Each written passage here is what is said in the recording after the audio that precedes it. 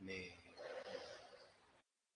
सारे पार्टनरशिप और हमारा सोगा आप लोगों के हो गए हैं सारे। पार्टनरशिप सोगा तो हो गया आप लोगों के साथ, सारे हो गया ना आप लोगों का।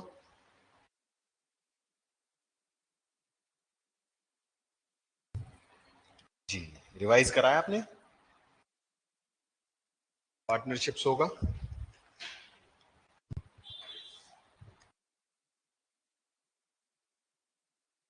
ओके, कोई डाउट।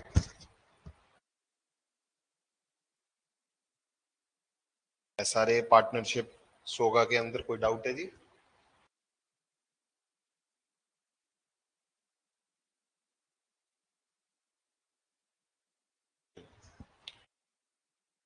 अब आपको लेटेस्ट जजमेंट कैसे करनी है, पीटी के हिसाब से मिक्स करनी है या फिर ऐसे है कि कोई सब्जेक्ट की हम पहले कर लेते हैं, जैसा आप कहोगे। अगर आप कहते हो कि पीटी के हिसाब से मिक्स करनी है तो मिक्स कर लेते हैं। आप कहते हो कि कॉन्ट्रैक्ट की हो जाए, कॉन्स्टिट्यूशन की हो जाए, क्रिमिनल जजमेंट्स हो जाए आपकी रिसेंट्स, तो उस हिसाब से कर लेते हैं हम दोनों, जैसा आप चाहो। उनीश जी, शुभम जी।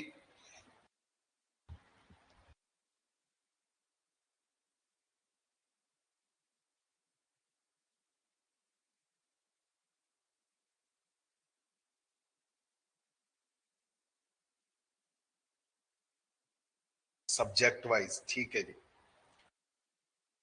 तो कॉन्ट्रैक्ट है अपने पास, कॉन्स्टी है, कॉन्ट्रैक्ट है, क्रिमिनल है। कौन सी जजमेंट करना चाहेंगे जी पहले।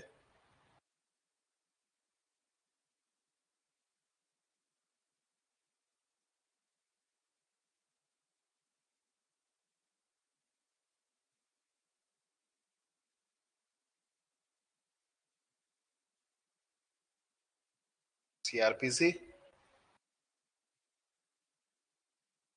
क्रिमिनल, ठीक है जी।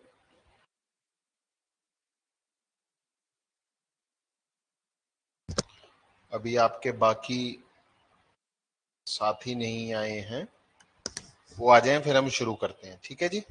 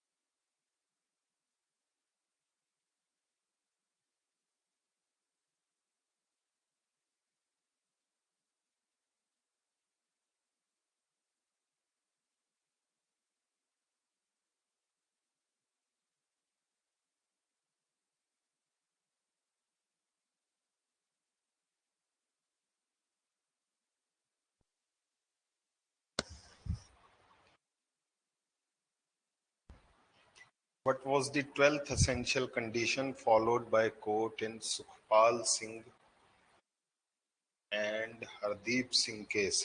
सुखपाल सिंह खेरा, सुखपाल सिंह खेरा में 12th असेंशियल था आपका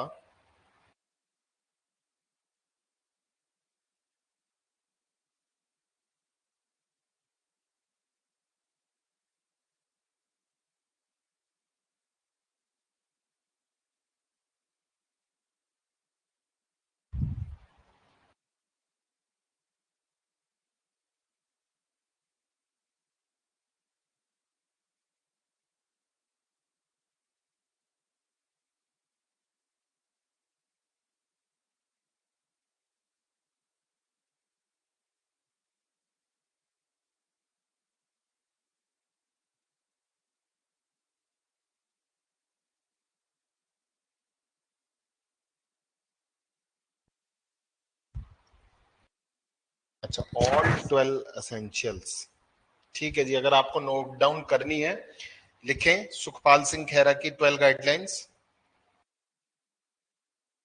the name of the case is Sukhpal Singh Khaira versus state of Punjab 2022।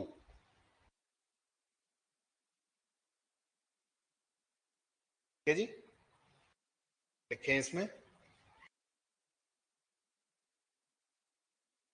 This is a landmark case law in which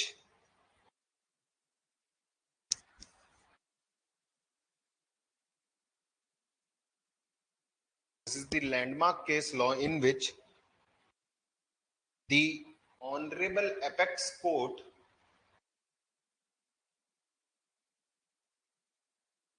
laid down 12 guidelines,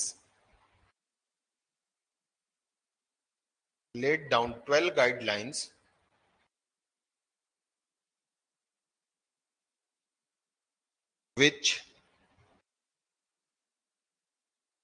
the trial court must follow while exercising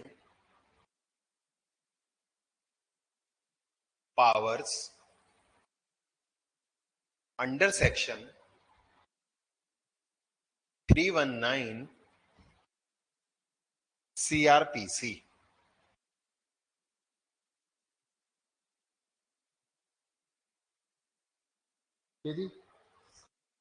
लिखें इसमें condition number 1,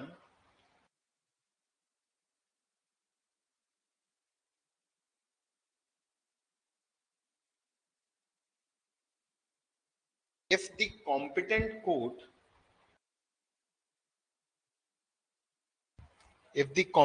court finds evidence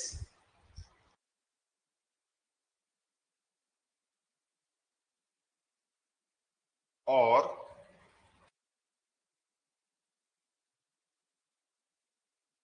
if an application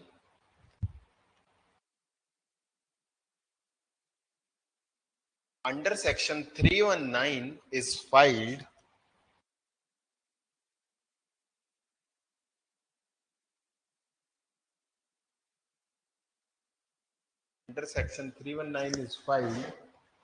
before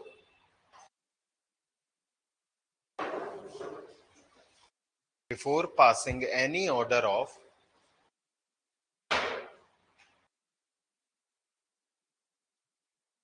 acquittal or conviction,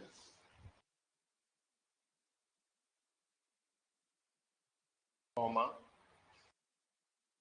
it shall pause the trial at that stage। CRPC judgment 6 line छोड़ दो आप, अब second लिखना शुरू करो। Second point, the court shall thereupon first decide the application filed under 319 CRPC। Third, if the court decides to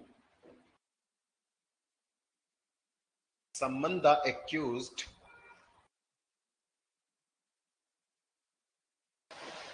under section 319,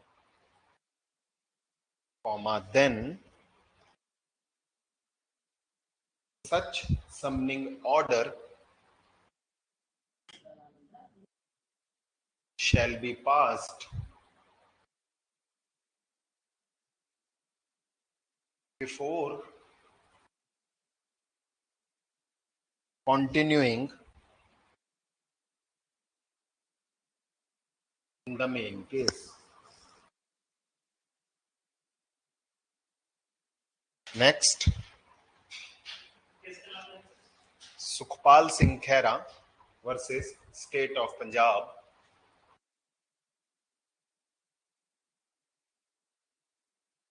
ठीक है जी, हाँ 12 guideline. Fourth guideline, if the summoning order is passed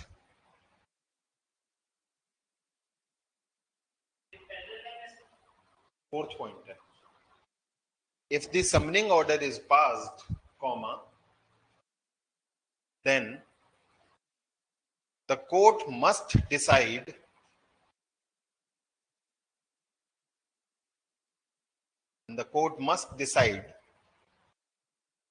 whether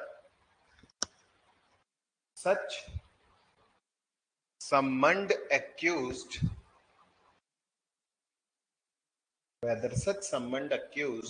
is to be tried together with main accused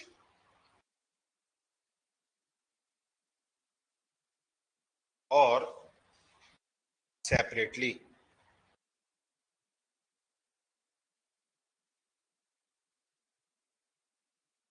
Next, if the decision is for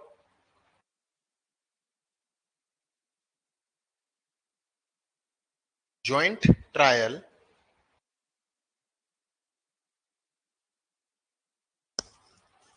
comma, then if the decision is for joint trial, comma, then the trial shall only be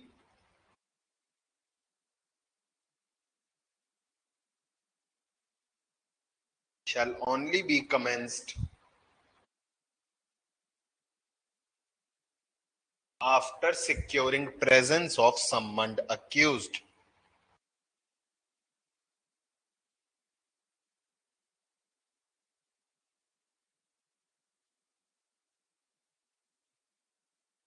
Next, sixth point, if decision is for separate trial, comma, then court may continue and conclude the main trial with respect to other accused.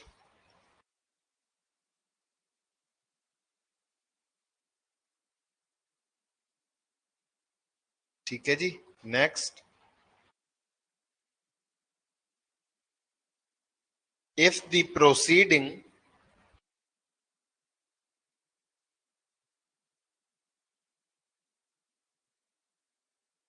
proceeding was stopped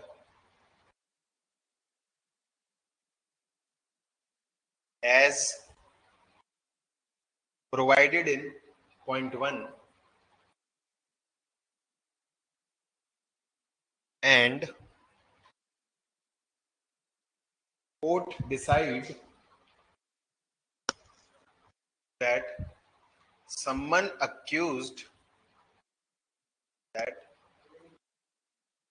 summoned accused be tried separately,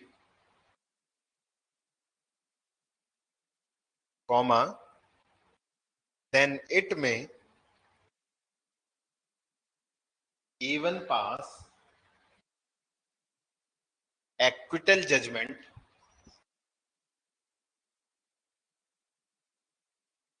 for other accused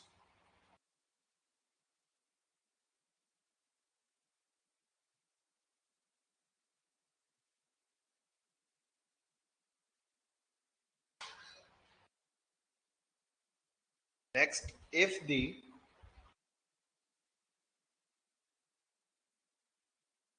if the power is not exercised or invoked 319 की 319 in the main trial till its conclusion,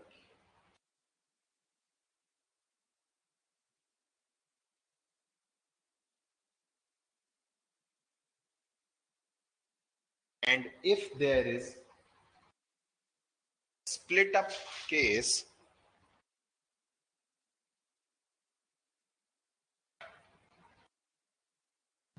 the power under section 319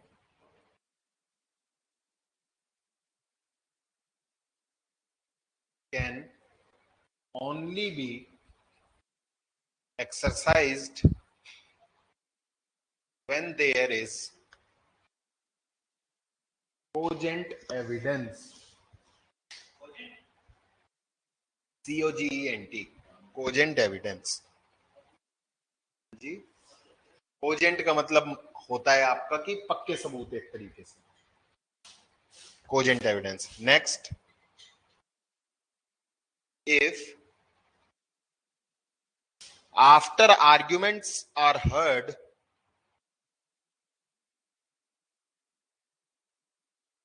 and the case is reserved for judgment,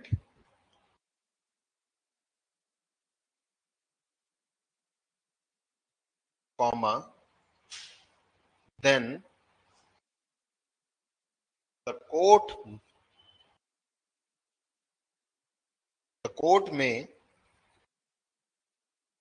set down the case for rehearing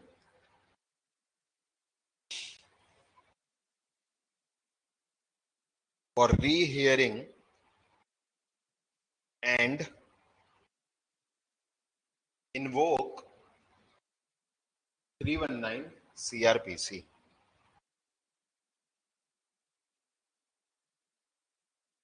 Next, on rehearing, comma, the above procedure shall be proceeded with.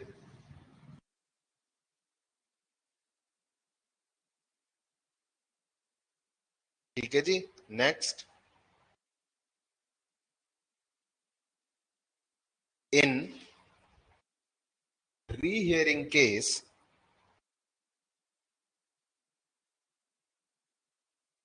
the decision is to summon additional accused and hold joint trial, comma, then trial shall be conducted afresh, AFRESH, afresh, and de novo, DENOVO, de novo proceedings to be held.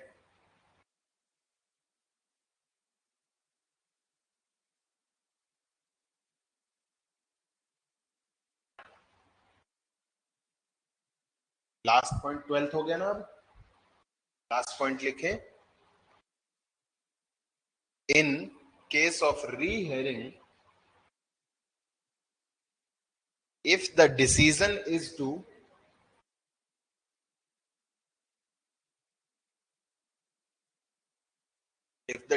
is to try the summoned accused separately,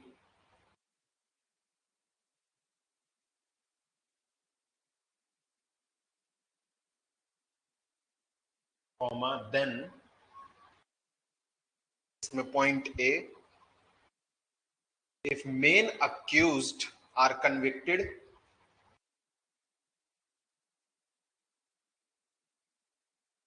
comma, pronounce their conviction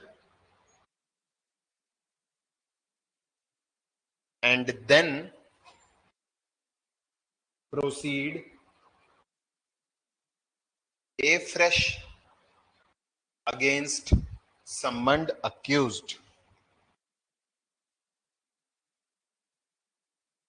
B. In case of acquittal,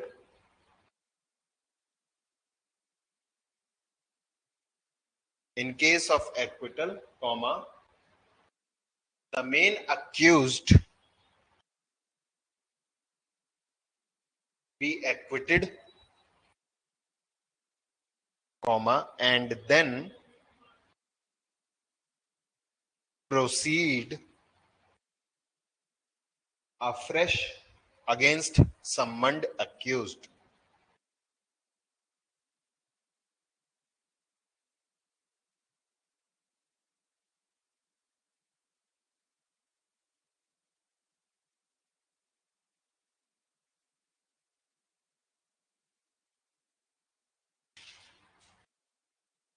ठीक है जी.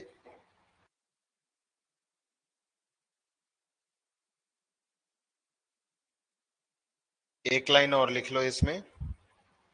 This case also provides that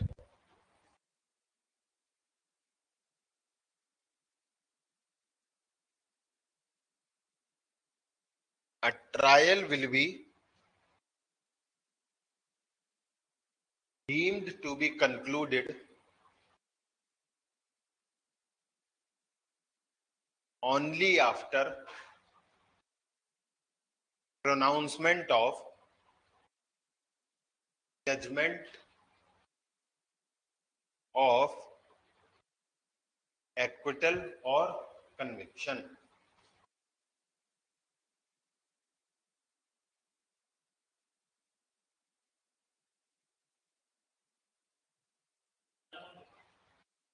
लिखो जी.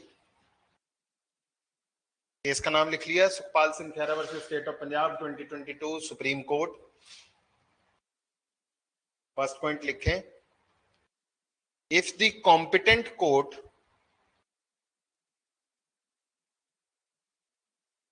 finds evidence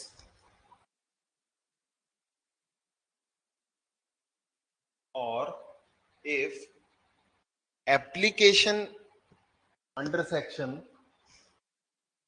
319 is moved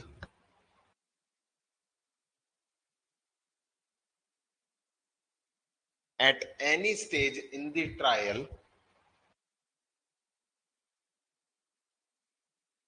but before pronouncement of judgment,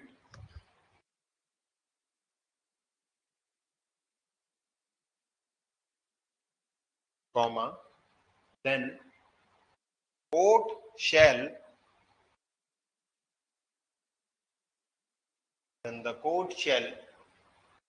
pause the proceedings in the main trial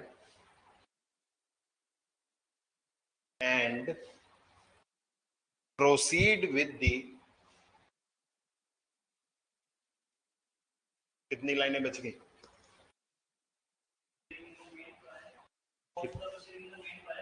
हाँ, कितनी लाइनें और बच रही हैं अभी फर्स्ट और सेकंड पॉइंट के बीच में? उसी हिसाब से उतना बड़ा करके लिखवाऊंगा ना. And proceed with the application filed under 319 CRPC. Bracket में लिख लो. The decision to summon accused under 319 CRPC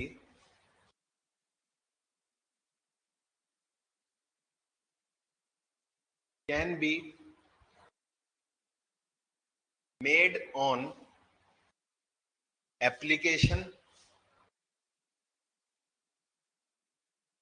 or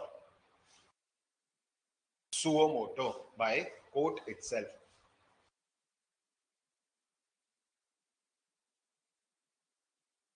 ठीक है जी, बढ़ा के लिखवानी पड़ी।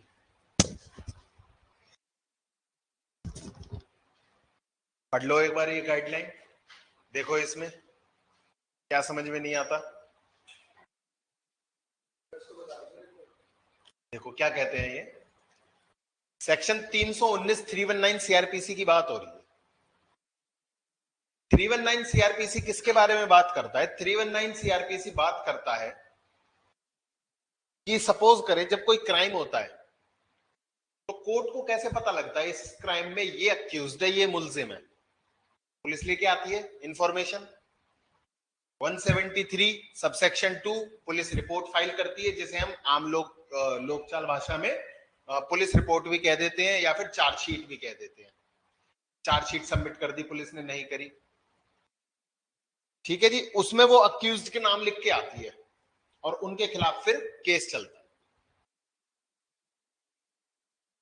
अब फर्ज करो ऐसी सिचुएशन क्या होता है, मान लो मैं पैसे वाला आदमी हूं, मैंने पुलिस को पैसे खिला दिए, उसने मेरा नाम ही नहीं डाला एफआईआर में, या मेरा नाम था एफआईआर में, अपनी इन्वेस्टिगेशन के दौरान उसने ये कंक्लूजन दे दिया पुलिस ने कि इसका रोल नहीं है, ये बंदा निर्दोष है। जब कोई ऐसा नाम होता है जिसका एफआईआर में नाम होता है पर पुलिस की इन्वेस्टिगेशन के अकॉर्डिंग वो अक्यूज नहीं होता, वो इनोसेंट होता है, तो उसका नाम खाना नंबर 2 में डाल दिया जाता है चार्जशीट में। ठीक है जी, तो अब वो चार्जशीट पहुंची कोर्ट के पास, कोर्ट ने देखा खाना नंबर 2 में किसके नाम है, या फिर कोई कंप्लेंट केस था, कंप्लेनेंट था, उसने कहा कि सर जो मेन अक्यूज था एमएलए का बेटा, उसको तो क्या करा इसने, पुलिस ने इन्वॉल्व ही नहीं करा। क्यों? उसका पिताजी एमएलए जी, बहुत रसूखदार आदमी है, उसको तो छोड़ ही दिया। तो उसको क्या है, 319 सीआरपीसी ये कहता है कि कोई अक्यूज जिसके खिलाफ अभी केस नहीं चल रहा है करंट में, यानी कि जिसके खिलाफ पुलिस ने चार्जशीट दायर नहीं की है, उसको समनिंग करनी है, उसको क्या करना है, हमें कोर्ट के समक्ष लेके आना है और ट्रायल चलवाना है उसके ऊपर, तो उसके तरीका दिया हुआ। ठीक है जी, तो वो कहते हैं 2 तरीके से हो सकता है, या तो पीड़ित पक्ष, पीड़ित पार्टी, विक्टिम पार्टी क्या दे आपको, एप्लीकेशन दे कोर्ट को, या फिर कोर्ट को ट्रायल के दौरान ये महसूस हो कि ये एडिशनल अक्यूज्ड का नाम भी बनता है इस केस में, पुलिस ने इसको क्यों छोड़ दिया, तो कोर्ट सुओ मोटो भी। बेसिस क्या होने चाहिए, ऐसा नहीं है कि आपके मन में आवाज आई, सपना आया था जी रात को, वो बेसिस नहीं है समनिंग का। समनिंग का बेसिस है ट्रायल के दौरान there should be cogent evidence. Cogent evidence का मतलब है सफिशिएंट एविडेंस होने चाहिए उस पर्सन के खिलाफ जिसे आप सम्मन करना चाहते हैं। वारंट नहीं कर रहे हैं हम, समनिंग कर रहे हैं। ठीक है जी, समनिंग क्यों कर रहे हैं, क्योंकि उस पर्सन को भी मौका मिलना चाहिए, उसको 2 मौके मिलेंगे जी 319 सीआरपीसी में अक्यूज्ड को। मौका नंबर 1 कि आपको अक्यूज्ड बनाया जाए इस केस में या नहीं बनाया जाए, उस पर अपनी सफाई दो। और मौका नंबर 2 कि अपनी, मान लो उसने सफाई दी, कोर्ट ने माना नहीं, उसको अक्यूज्ड बना लिया, अब अपने आप को क्या साबित करना है, तुम्हें निर्दोष साबित करना है, तो सफाई नंबर 2, डिफेंस नंबर 2 उसके लिए। तो उसके लिए 2 डिफेंसेस हैं। पहला कि मुझे सम्मन ही मत करो अक्यूज, मुझे इस केस में घसीटो ही मत। दूसरा, घसीट लिया है तो मैं निर्दोष हूं इस केस में। तो वो 319 सीआरपीसी के लिए सुप्रीम कोर्ट ने ये गाइडलाइन दी है अब 12 कि अगर आपके पास 319 सीआरपीसी का कोई भी मामला आता है तो आपको क्या फॉलो करना है। नंबर 1, जैसे ही आपको लगा, कोर्ट को लगा कि 319 सीआरपीसी मुझे इन्वोक करना है ना, या फिर आपके पास एप्लीकेशन आई 319 सीआरपीसी की, तुरंत जो मेन केस चला रहे हो वो रोक दो, उसमें आगे कोई प्रोसीडिंग मत करो।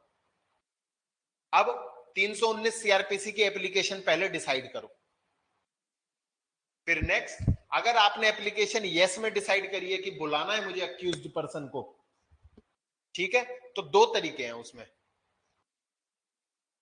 अक्यूज्ड को बुला लिया, अब कोर्ट की मर्जी है, अगर कोर्ट को लगता है 4 अक्यूज्ड पहले से ही थे, 5वें को भी इन्हीं के साथ ट्रायल चला दिया जाए तो इन्हीं के साथ ट्रायल चलेगा। अगर कोर्ट को लगता है ये 4 अलग है, इसका ट्रायल मुझे अलग से चलाना चाहिए, तो कोर्ट के पास दोनों ऑप्शन है, ज्वाइंट ट्रायल भी चला सकता है मेन अक्यूज्ड के साथ, भाई मेन केस तो चल ही रहा है जिसमें समनिंग हुई है, और क्या है, उसका सेपरेट ट्रायल भी चला सकता है।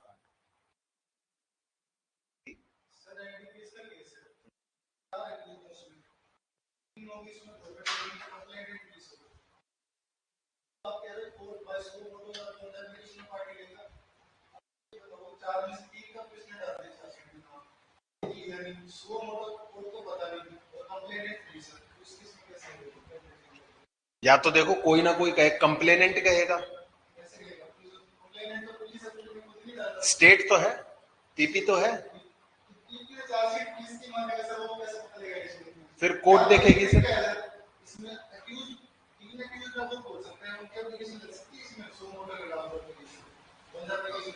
देखो अक्यूज भी क्या है, इसमें एप्लीकेशन मूव कर सकते हैं कि ये क्या है जी, हमारे साथ ये चौथा बंदा भी था, ठीक है जी। ये वैसे इसका एप्रोप्रिएट तरीका होगा, वो कोर्ट में कहेंगे, कोर्ट फिर इसे सुओ मोटो एक्सरसाइज करेगा इस पावर को 319 की। हाँ ठीक है, एविडेंस होना जरूरी है उसमें भी, ठीक है जी। ऐसा नहीं है कि वो तीनों मिलके किसी का भी नाम ले देंगे, उसका भी एविडेंस उसमें कोई ना कोई रोल आपको दिखना चाहिए।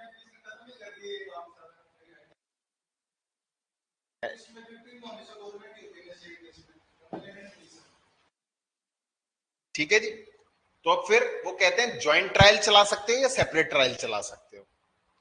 ठीक है जी, ज्वाइंट ट्रायल चला रहे हो तो फिर ज्वाइंट ट्रायल चलाओ, सेपरेट ट्रायल आप चला रहे हो तो साथ साथ मेन केस चलाओ।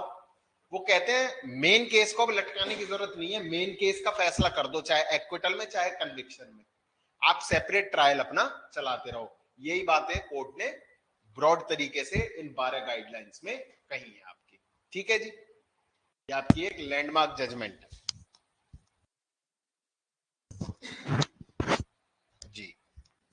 ठीक है जी, एक बात हम कर रहे थे, pronouncement of judgment, completion of trial. Trial कब कंप्लीट माना जाता है?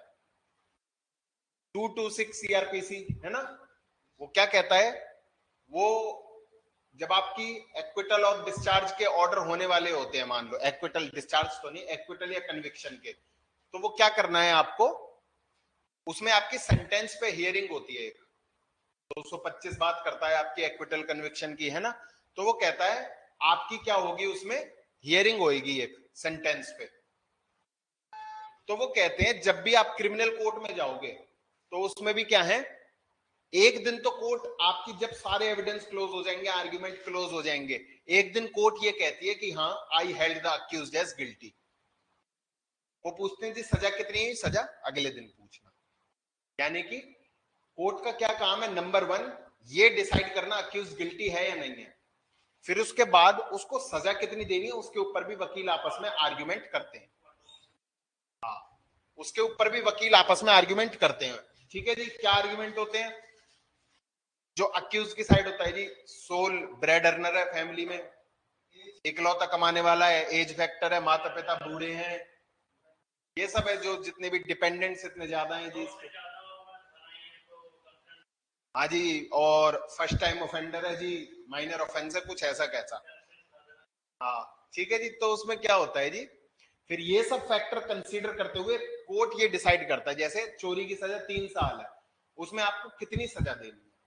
एक तो ये डिसाइड करना है कि आपको उसने क्या करा है, गिल्टी हेल्ड करा है, हाँ आपने चोरी करी है, चोरी की सजा कितनी देनी है, वो 3 साल में चाहे 2 दे चाहे 6 महीने दे। हाँ, वो तो अलग चीज है जी, अंडर ट्रायल का, है ना। कौन सेक्शन है जी, के सेक्शन, हाँ जी, अंडर ट्रायल वाला टाइम पीरियड माइनस होगा आपका।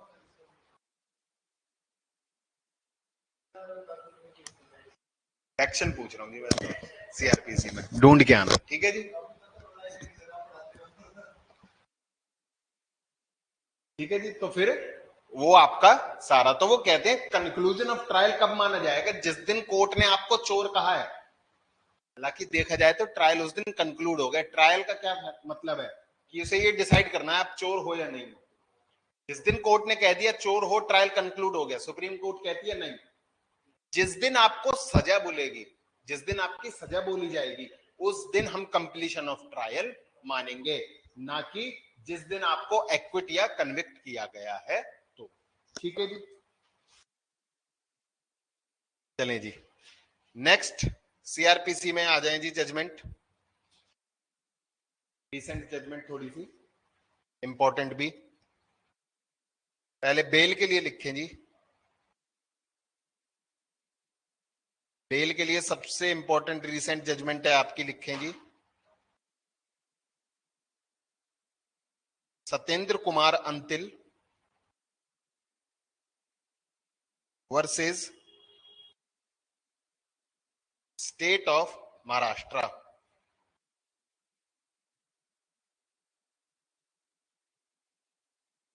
जी, इसमें क्या हुआ था जी?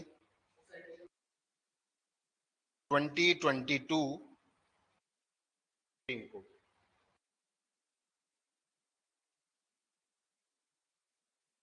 क्या हुआ था जी, बताएं इसमें।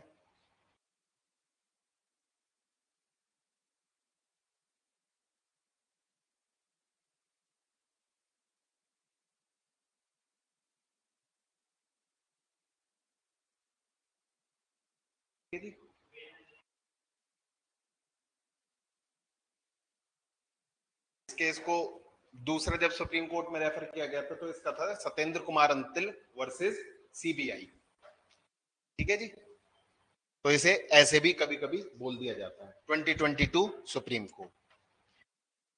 इसमें देखें, इसमें कोर्ट ने कहा था, फिर से रीइटरेट करा था सुप्रीम कोर्ट का एक नहीं बहुत सारी जजमेंट है कि bail is the rule, jail is the exception. Bail क्या है? आपका रूल है, ग्रांट करनी करनी है, और जेल क्या है? आपकी एक्सेप्शन है। ठीक है जी, जेल आपको एक्सेप्शनल केसेस में देनी है। तो यही बात इन्होंने फिर से इसमें कही थी। अब ये इंपॉर्टेंट क्यों बनता है? ये इंपॉर्टेंट इसलिए बनता है क्योंकि इसने पुलिस ऑफिसर्स के लिए पूरे इंडिया के और हर स्टेट गवर्नमेंट के ऊपर एक मैंडेट बनाया था। क्या? कि आपको 41 और 41A सीआरपीसी की गाइडलाइंस क्या करनी है? फॉलो करनी। अरेस्ट करने से पहले आपको 41 और 41A की जो गाइडलाइंस है वो क्या करनी है? फॉलो करनी है। डायरेक्शंस देखो इसमें क्या क्या लिखी थी, लिखे number 1, the government of India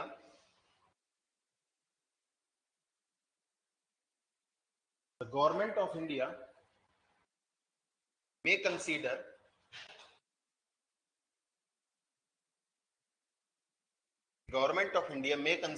a separate bail enactment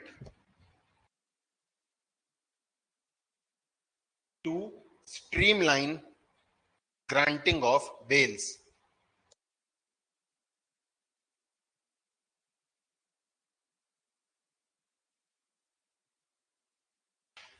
Second, the investigation agencies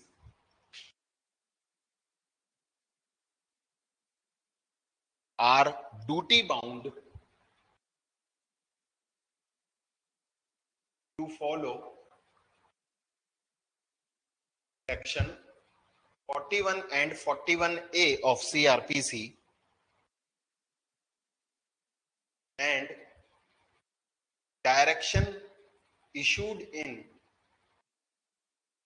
Arnesh Kumar case.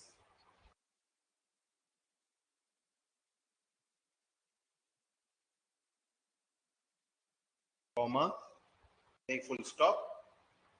Any dereliction, DERELICTION, any dereliction by the officials will attract departmental inquiry.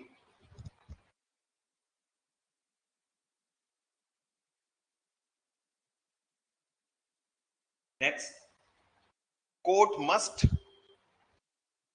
ensure that 41 and 41A are followed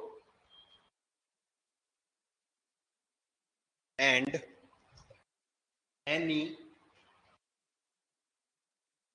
non-compliance would entitle the accused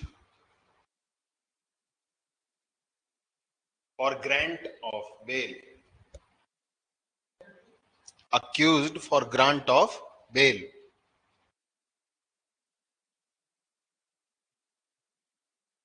ठीक है जी.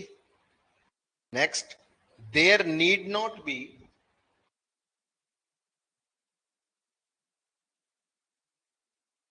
any insistence of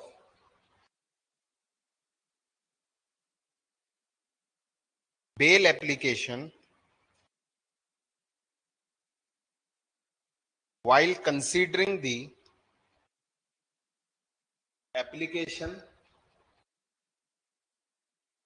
under section 88, 170, 204 and 209.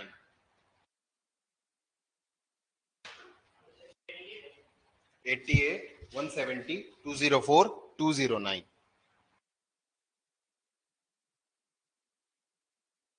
Next, the judgment of Siddharth versus State of UP. The judgment of Siddharth versus State of UP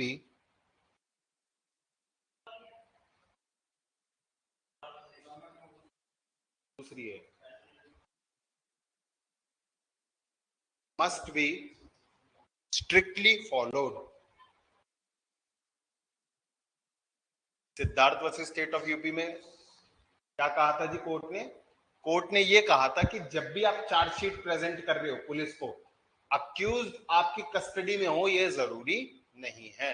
कहते हैं कई court की practice बन गई थी, वो क्या करते थे, बिना अक्यूज्ड की प्रेजेंस के वो चार्जशीट लेते ही नहीं थे. तो सुप्रीम कोर्ट ने इसमें कहा था कि जब भी आप चार्जशीट ले रहे हैं कोर्ट्स को भी, तो अक्यूज्ड की प्रेजेंस जरूरी नहीं है. ठीक है जी.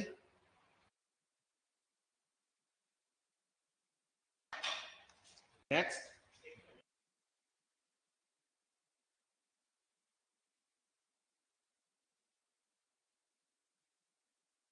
the state and central government इसी में ही है. State and central government must make appropriate, make की जगह take कर दो, must take appropriate steps to follow this judgment and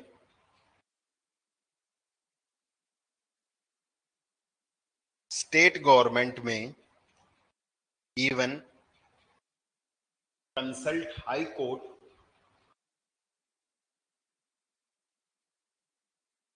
for forming special court.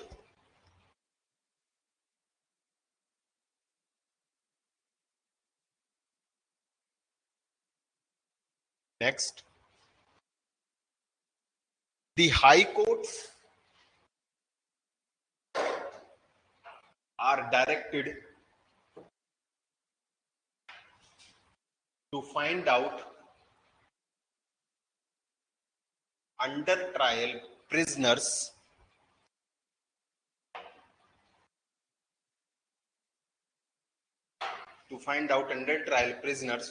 who are not able to comply with bail conditions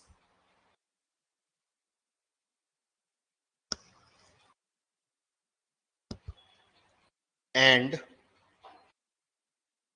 take action in light of section 440.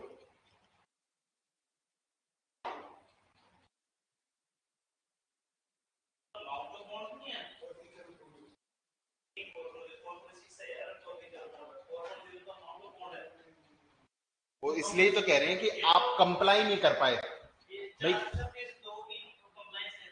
नहीं, ये देखो जो वो कहते हैं आपने, अब वो तो बेलेबल ऑफेंस की बात हो गई ना. नॉन बेलेबल केसेस में भी अगर बेल ग्रांट हो गई है लेकिन आप बेल अमाउंट नहीं भर पा रहे हो तो 440 को दोबारा आप ऑब्जर्व करें। नेक्स्ट लिखें सिमिलरली, हाँ similarly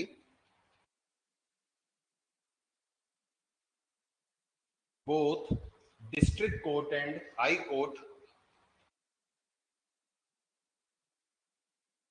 must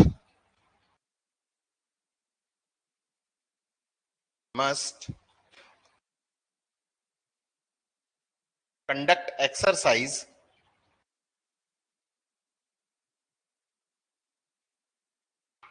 to follow the mandate of 436A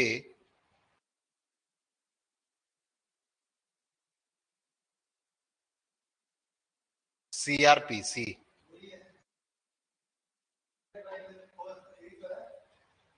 ये अलग है जी, सेट ऑफ का प्रोविजन अलग है। 436 ए क्या कहता है जी आपका? 436 ए ये कहता है कि आपको हाफ टाइम आपने पास कर लिया जितने से आप पनिशेबल हो। मान लो आपके ऊपर डकैती का केस चल रहा है, आधे से ज्यादा टाइम तक आप अभी भी आधी सजा काट चुके हो जेल में, तो आपको क्या होनी चाहिए? बेल मिलनी चाहिए। एक्सट्रीम केसेस में यूं कहते हैं कि अभी आपका ट्रायल कंक्लूड नहीं हुआ और आपने डकैती की पूरी सजा काट ली अंडर ट्रायल होते हुए, तो कहते हैं आपकी बेल क्या है? मैंडेटरी बन जाती है। ये इसकी बात करता है। हम जो अभी डिस्कस कर रहे थे वो था अंडर ट्रायल आपने जितने टाइम पीरियड कर लिया, कन्विक्शन के बाद आपको जितनी भी सजा हुई वो माइनस सेट ऑफ। ये दोनों चीज फर्क है। क्या ना, ठीक है जी, लिखा। बेल एप्लीकेशन, हाँ bail application ought to be disposed in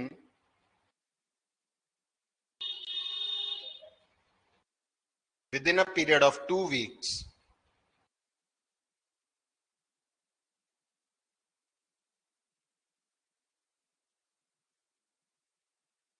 and anticipatory bail application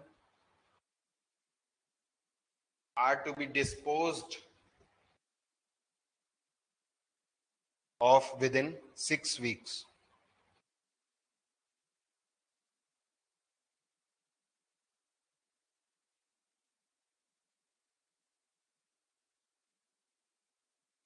ठीक है जी,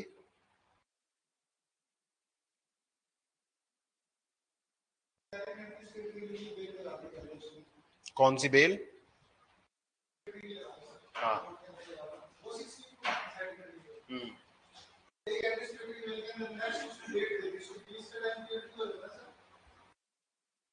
हाँ हाँ, जब आपने फाइल करी है उससे 6 वीक के अंदर अंदर डिस्पोज हो जानी चाहिए।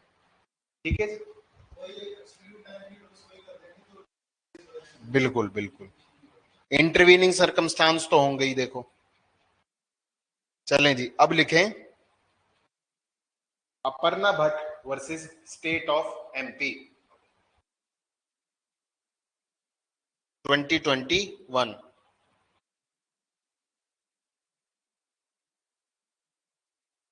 इन this Aparna Bhatt versus state of MP 2021,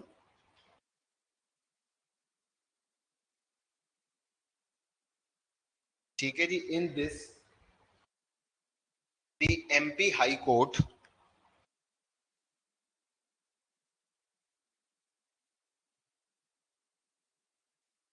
gave bail on condition that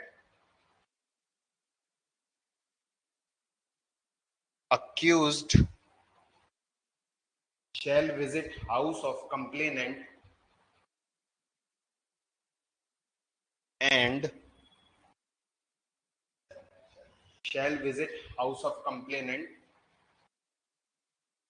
and की जगह लिख दो to tie rakhi.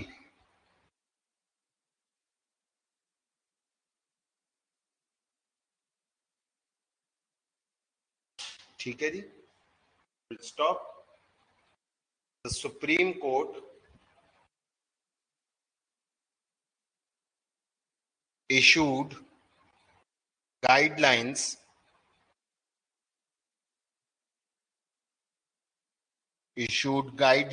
to be followed while dealing with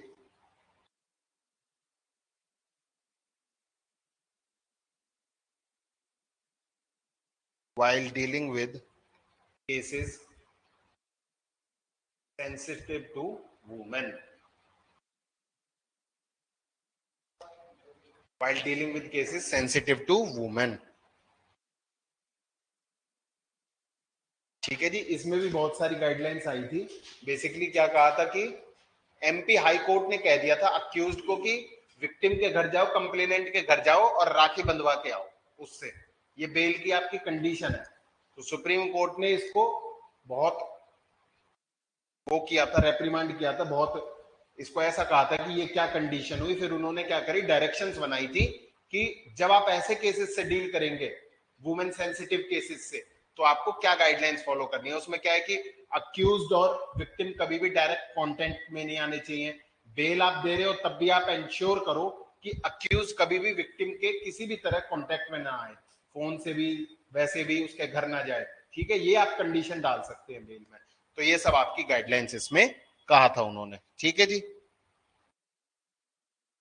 Satyendra Kumar Antil हमने पढ़ ली। नेक्स्ट लिखें Gautam Navlakha versus NIA.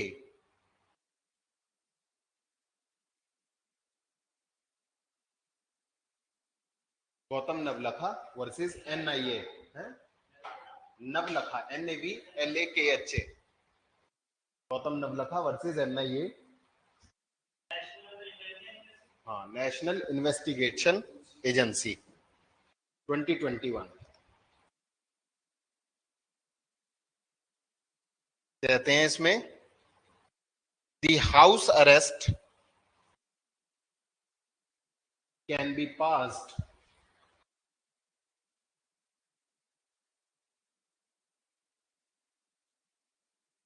and will be deemed as custody for purpose of section 167।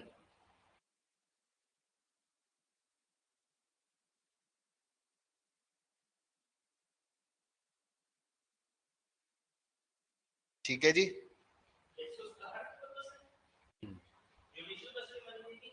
हाँ, वो 14 दिन तक है ना, 14 दिन के बाद आपकी जो जुडिशियल कस्टडी देंगे, कहते हैं उसमें हाउस अरेस्ट भी आप ऑर्डर कर सकते हैं, वो भी प्रॉपर कस्टडी मानी जाएगी। फिर 60-90 दिन उस हिसाब से हम क्या कर लेंगे, कंसीडर करके डिफॉल्ट बेल पे डिसाइड करेंगे। लिखें Nathu Singh versus state of UP.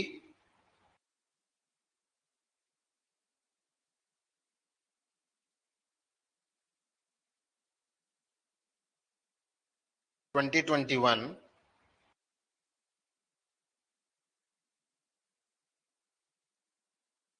इसमें लिखें the high court can grant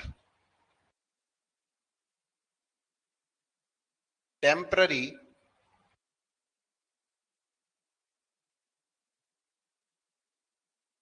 protection from any coercive action while rejecting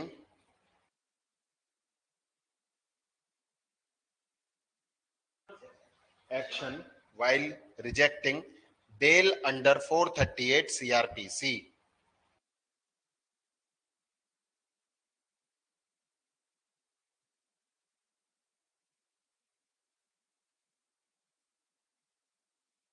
next लिखें Prem Shankar Prasad versus state of Bihar 2021। An absconder or PO proclaimed offender is not entitled for relief under section an absconder or PO, proclaimed offender, is not entitled for relief of anticipatory bail.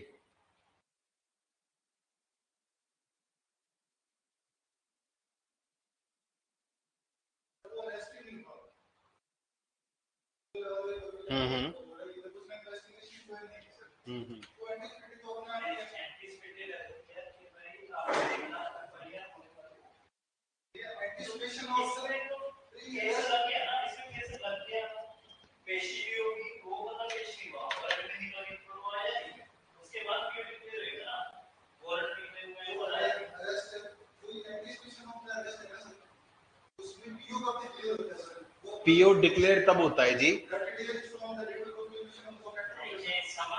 सबसे पहले तो आप ये समझो section 82 में दो तरीके की प्रोक्लेमेशन की बात हो। एक तो होता है नंबर 1 प्रोक्लेम्ड पर्सन, दूसरा होता है प्रोक्लेम्ड ऑफेंडर। दोनों अलग अलग चीजें। नाम ही उसका ऑफेंडर है जी, विटनेस थोड़ी हो जाएगा पीओ। प्रोक्लेम्ड पर्सन क्या होता है जी? प्रोक्लेम्ड पर्सन आप ये समझो कि हर तरीके के ऑफेंस में, for every kind of offence accused can not be termed as PO. यानी कि प्रोक्लेम्ड ऑफेंडर बनने के लिए there is certain set of offences. 82(4) आप पढ़ेंगे, 82 subsection 4 CrPC list of offences दी हुई हैं, उसमें उन्हीं ऑफेंसेस में आपको पीओ डिक्लेयर किया जा सकता है। बाकी ऑफेंसेस में आपको पीओ डिक्लेयर नहीं किया जा सकता, चाहे आप कोर्ट में आते हैं या चाहे नहीं आते।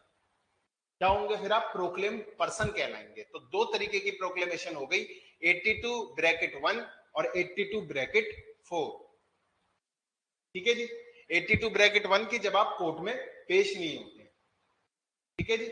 82(4) बात करता है कि कब आपको पीओ का दर्जा दिया जाएगा, प्रोक्लेम्ड ऑफेंडर का। वो कहते हैं ये लिस्ट ऑफ ऑफेंसेस हैं, इन्हीं लिस्ट ऑफ ऑफेंसेस में अक्यूज्ड को हम पीओ कह सकते हैं, अदरवाइज हम उसको पीओ नहीं कहेंगे। बात आती है अब एंटीसिपेटरी बेल की। आप हो गए पीओ, अब आपके ऊपर दो केस चलेंगे, number 1 main case, number 2 PO होने का केस, उसका अलग केस चलता है। ठीक है जी। तो आपने क्या करा, एंटीसिपेटरी एप्लीकेशन फाइल कर दी, बेल एप्लीकेशन की, मुझे पुलिस अरेस्ट ना करे। ठीक है जी।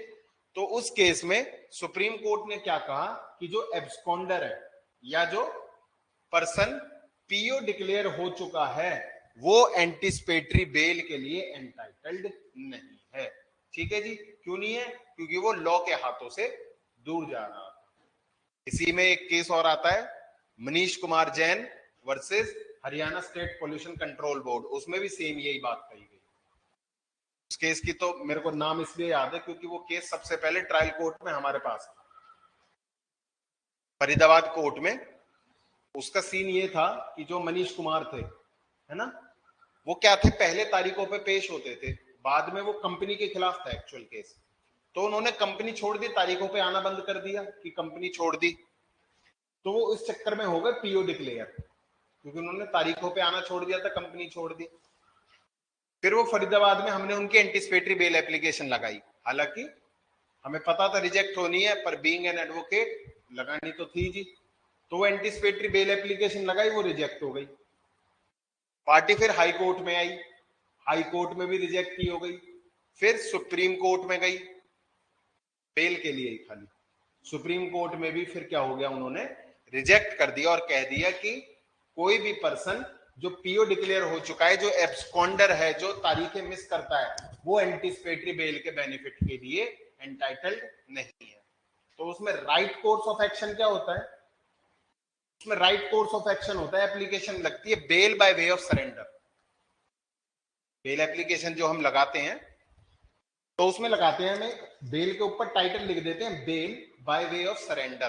तो उसका राइट कोर्स ऑफ एक्शन क्या है? जो मनीष कुमार जैन है, मान लो सपोज वो कोर्ट में जाए, ये एप्लीकेशन लेके उनका एडवोकेट जाए और कहे कि हम क्या कर रहे हैं, कोर्ट के समक्ष सरेंडर कर रहे हैं, और सरेंडर करने के बाद फिर ये हमारी बेल एप्लीकेशन है, इसलिए इसका नाम है bail by way of surrender. पहले आप सरेंडर करें कोर्ट में, फिर आप बेल एप्लीकेशन मूव करें। ठीक है जी। फिर कोर्ट क्या करेगी, आपको उसमें हो सकता है 1-2 दिन की कस्टडी में भेज दे। फिर 1-2 दिन की कस्टडी के बाद फिर आपकी क्या है, हाँ, फिर आपकी बेल एप्लीकेशन डिसाइड करेंगे, वो अलाउ कर देते हैं, क्योंकि उनका क्या था, माइनर ऑफेंस था, कोई ज्यादा नहीं था वो। उसके थे जी पॉल्यूशन, जैसे नाम में ही है Haryana state pollution control board, तो पॉल्यूशन के रिगार्डिंग गाइडलाइंस वगैरह की कुछ उसमें वायलेशन हुई थी उनकी, ठीक है जी, कंपनी के द्वारा। तो वो उस टाइम डायरेक्टर वगैरह थे, तो वो भी फंसते ही हैं, ठीक है जी। तो ये था उसमें सारा एंटीसिपेटरी का आपका, ठीक है जी। नेक्स्ट हम कल कंटिन्यू करेंगे, ठीक है जी। Online doubt?